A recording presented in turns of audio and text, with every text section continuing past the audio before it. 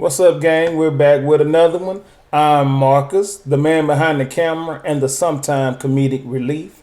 And this young lady next to me is. I'm T Mac. She's the star of the show. And we're here to bring you another video on how to make a sublimation shirt with Silhouette Studio. But we got a few house rules before we get started. We need you to like, Share, comment, and subscribe. make sure you hit those notification buttons so you can get every video that we drop. And right now, we're going to kick to it. So what we will be doing today is designing a t-shirt using Silhouette Studio, baby. Silhouette Studio. Silhouette Studio, baby. See, that's what I'm here for. I'm here to keep it going, keep it rolling, keep it popping. So we will be doing sublimation today. So before I go ahead and get into it, I will say this. We will be designing using Google. This is just for illustration purposes only. I will not be selling this t-shirt. I will also show you how to put your little spin on it. Do the spin, baby. Spin in this chair. What's all that? Ow! Oh, I almost broke something. Okay, so let's go ahead and get started. What I have here is just an example of the design that we will be doing today. So let's go ahead and go over to Google and we will type in Coco Melon background. You will pick your image. This is the image that I like. So I'm going to right click. Once I right click, I will hit copy, go over to my Silhouette Studio, and I will right click and hit paste. Once I hit paste, I will bring this up and we can go ahead and start designing. Okay. Type in the word Coco Melon. You can do what I do. I'm the lazy one. So let's go to all. And I just right click Coco Melon and just put it over here, and so you can make sure that it's spelled correctly. You will right click. Once you right click on it and move it around, you can right click. There we go. Come on, Silhouette. You will go over to your right hand panel. You would change the font. The font that I would choose for this one is going to be Impact. Okay, so we're going to also change the color. You would click on it. You would go to your open fill panel. I call it the little paintbrush color, and we're going to click and make it the blue. I am going to right click. I am going to ungroup it. And I think I want this to be just a little bit larger. I'm just going to move it. This is how you could kind of make it your own look. Bring this up just like that. And I'm going to make it just a little bit skinnier, but not too skinny. And then I am going to put a box around it. Right click, and I'm going to group it, and I'm going to put it up here at the top. We're going to go over to your left hand corner. You're going to hit text, and we're just going to simply type. You're going to go over to your right side, and the font that we're going to use on this one, let's just do, no, I don't like that one. We're going to do a skinny font. Hold on.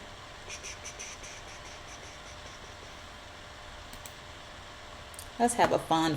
Okay, we're going to use Acid. And we're going to change the color on that one as well.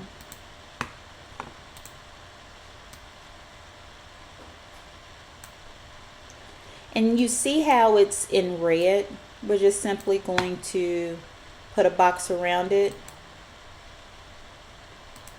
and take that red out.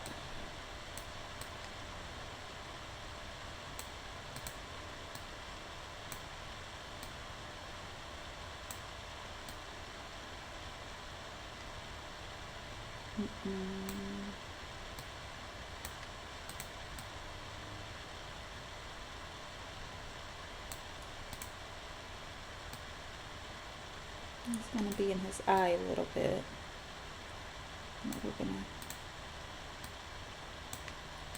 Okay. And how did we get this sun? Let's go back over to Google.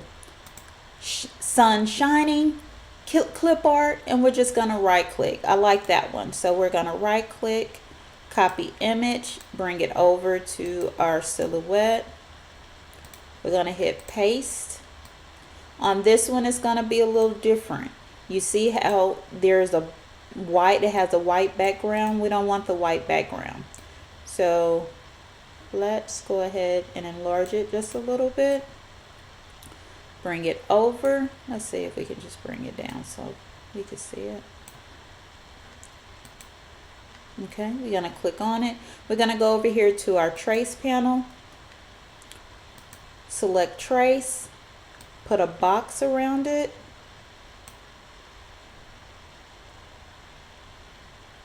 Once we put that box around it, and we're going to go to our threshold, and we're just going to bring it up a notch. Until the image is completely covered. And then we're going to hit trace and detach.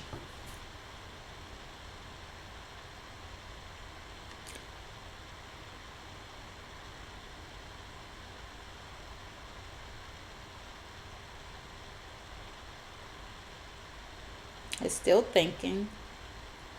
Sometimes it takes a little while, but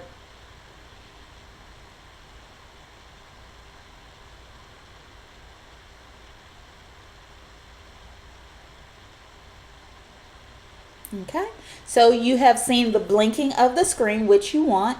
You're just going to simply remove it from the image. Look at that, y'all. And we're going to put a box around it because we want to group this whole thing together. And we're just going to hit group. Okay, and that way I can just simply move it where I want to. Now let's do something a little different. We're going to go over here to the A, and we're going to type the capital D, and then we're going to go back over here to the A and do a Y. Okay, the reason why I did this is because I want the A in the word day to be the sun. So I'm going to move this up. I'm going to move this up also. Move this up. And I'm going to make this the same color. But the font that I want to use is going to be like a kid chalk font. The fonts that you see here is off of defont.com that I've downloaded, and we would get into that later. And we will make that the color.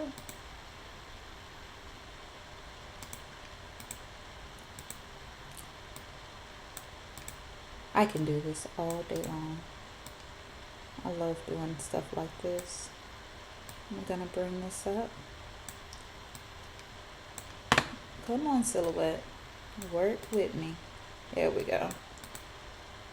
Come on, come on, come on. There we go. It's blinking, it's winking at y'all. Y'all see it winking? It's winking, it's winking.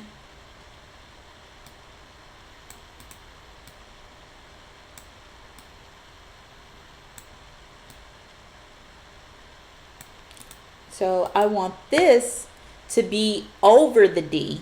So I'm going to click, put a box around the sun, go to object, go to arrange, and bring to the front. And you see it's brought it to the front. Okay. And I am going to scoot that over just a little bit. And this is the simple design using some images off of Google. So when I come back, sometimes that happens, and when that happens, just hit the back button. And it looks as if it still has some red because I put a box around it. So we're just gonna click that off. You see the red disappeared. We're going to make sure that we have everything in the box.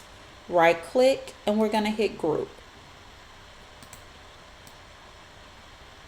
So on this particular t-shirt size, it will be a youth extra small. So let's go ahead and get to printing. We will go to the panel over here. We will have that at none, none. And since I'm out of small paper, I'm going to go ahead and use my large printer paper. So we can go ahead and hit print. When you do a sublimation, anything that's sublimated, once you size it to the correct size. Where are you sneaking back from? Where you been? You fired. It's gonna be the first time. So when you sublimate, you want to make sure that all images are mirrored. So you will put a box around it, go to Object, Mirror, Flip Horizontal, and then you will hit print. So let me go ahead and print this out, and we will go over to the printer. Bye. I have already printed my image. The sublimation printer that I'm using is an Epson. What's the model, baby? What's the model? The model is people want to know. It's a 7710, but from rumors is discontinued. Epson, if you're listening, send me another one and we'll do a video on it. The ink that I'm using is Cosmo ink, and the paper is A-Sub. I have my make sure you have your parchment paper. I have my heat press on. This is my t-shirt. I have parchment paper in the middle of it. And we're just gonna put it on the heat press. Sublimation is so simple. I'm just gonna cover it up. What I'm doing is preheating. I'm gonna do it this way since it's doing that. I have my heat on 400. My time for my particular heat press is gonna be 120 seconds. So what I'm doing right now is just preheating it.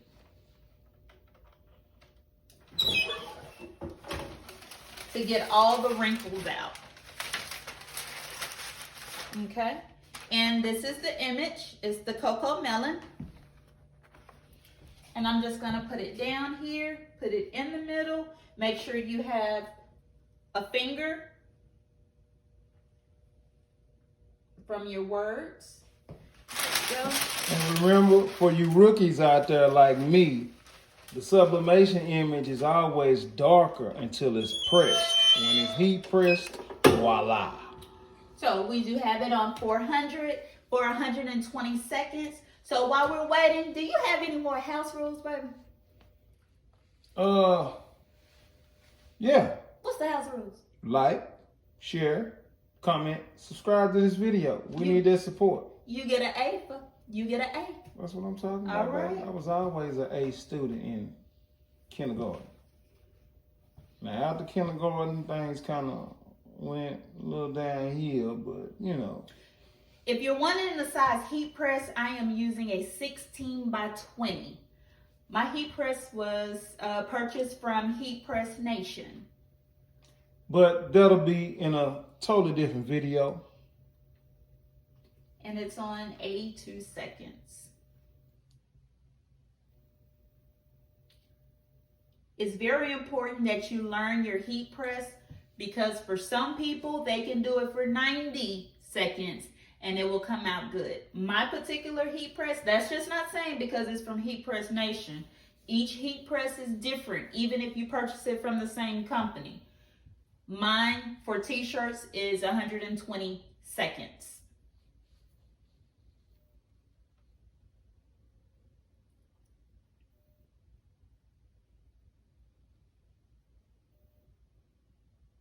It's at 50.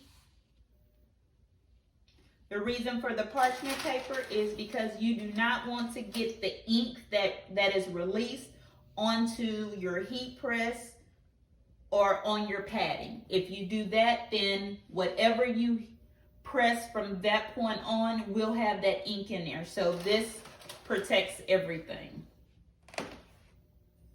It's It's on 30. We are almost. We're going to do the countdown when they get down to 5, y'all.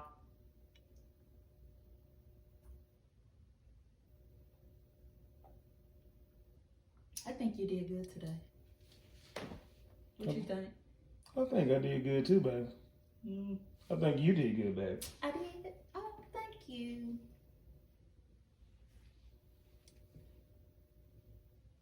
Almost. Countdown. Get ready. 5, 4, 3, 2, 1. And let's see. Do I need to hit the drum roll, baby? Hit the drum roll. Drum roll, drum roll, drum roll.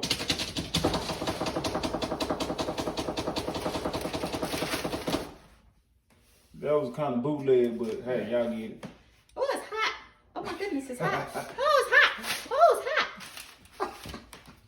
And And there is your shirt. yeah, bring it on up a little bit closer. A little bit, yeah, you go. Bring it back up a little bit, back it up a little bit, back it up, go down, go down, go down. The t-shirt is now complete. So let me go ahead and show you the end of it. Have a Cocoa Melon Day. Make sure that you do the house rules, which is to like, share, subscribe, comment. Make sure you turn on that notification so you would know when the next video arrives. See you later. What you looking at me for? So you can say peace. I ain't on the camera. Peace, y'all.